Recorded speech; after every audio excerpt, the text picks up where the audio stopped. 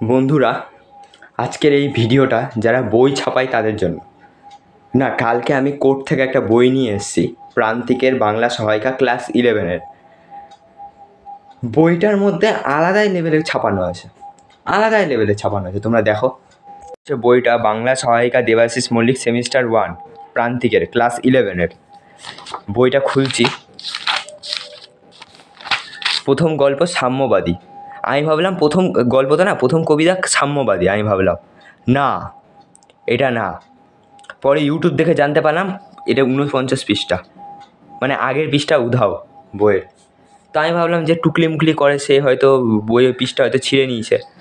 না, তারও দোষ না। এবার ভালো করে দেখো, এটা 51 পৃষ্ঠা, এবার 33 পৃষ্ঠা। 51-র পর 33। আজকে জানতে পারলাম 51-র পর 33 আছে। আমি ছোটোবেলায় একে চন্দ্র ভুল পড়েছিলাম। মানে যে বই ছাপিয়েছে সে লাস্টের পৃষ্ঠা আগে করে দিয়েছে, আগের পৃষ্ঠা লাস্টে করে দিয়েছে। এখন এই বই আমাকে রোদের মধ্যে গিয়ে চেঞ্জ করে আনতে হবে। না, এরা ছাপানোর পর একবার দেখে নিতে পারে না যে ঠিক ছাপালাম না ভুল ছাপালাম। এই সব বই ছাত্রগুলো পড়ে আর পরীক্ষার সময় বলে পৃথিবীর বাইরে থেকে কোশ্চেন এসছে। বইটাই পৃথিবীর বাইরে থেকে। যারা যারা আমার মতন ক্লাস 11-এ প্রান্তিকের বাংলা বই কিনেছ, তাদেরকে সবারই বই কি এরকম? আমাকে কমেন্ট সেকশনে জানাও।